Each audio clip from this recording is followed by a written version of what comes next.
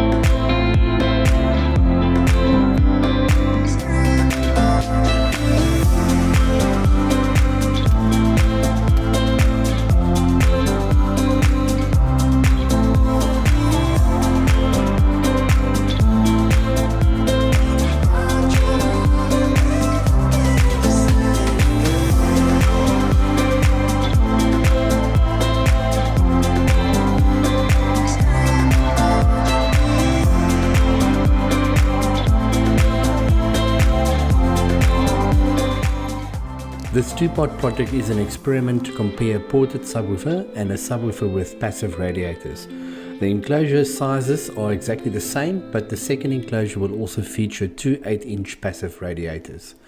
The advantage we get with passive radiators is that we can eliminate any potential port chuffing or port noise that a ported subwoofer might generate when operating at its limits of woofer excursion or cone movement. The enclosures are approximately 260 millimeters high, 250 millimeters wide, and 280mm steep. We are able to achieve a theoretical tuning frequency of 35 Hz at -3 decibels for both enclosure types. However, room loading will make these small subs go even lower into the mid to high 20s. The driver selected is the Tang Band W6-1139SIF, and the performance is impressive for such a small subwoofer. My intention is to match the small ported sub with the Dynamite's two-way stereo speaker build I did a few videos back.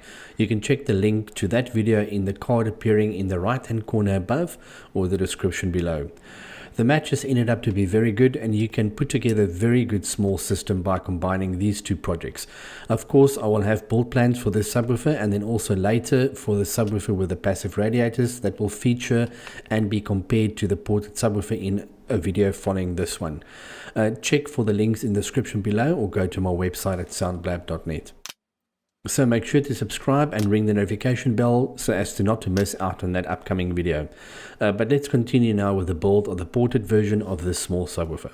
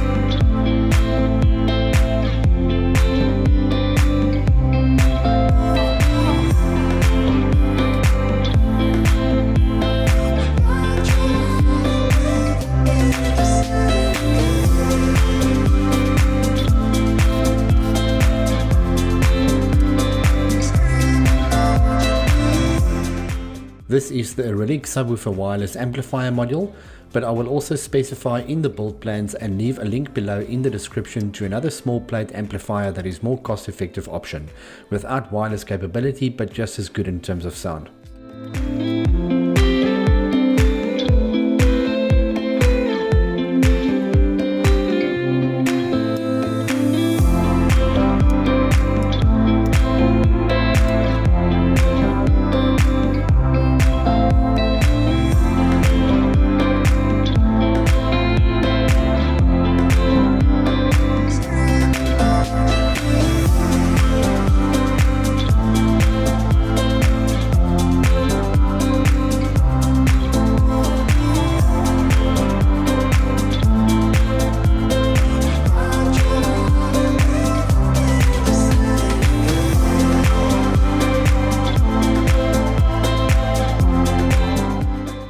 Thank you all for watching, and I hope you enjoyed this video as much as I've enjoyed making it. Thanks to all my Patreon supporters, and if you want to become a patron or a YouTube member and get exclusive behind the scene content, then please check the links in the description below and become a patron member. Remember to subscribe, like the video and ring that bell to get notified of upcoming videos.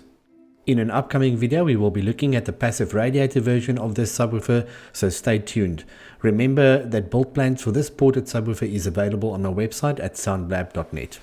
But before we go into the sound demo, let me stress that you will have the best experience when listening through a set of good headphones or earphones.